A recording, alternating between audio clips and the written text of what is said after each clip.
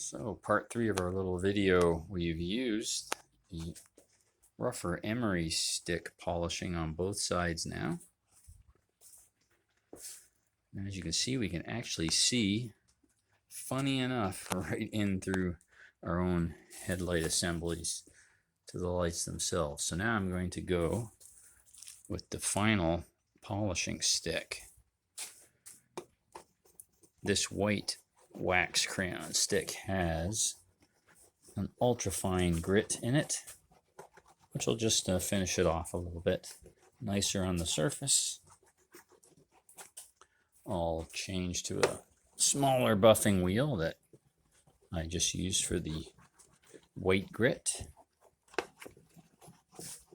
and then that will be polished. And so I'll just be changing to this wheel here, and we'll just continue the same buffing process as we were doing with the other wheel, and then I'll film the final result.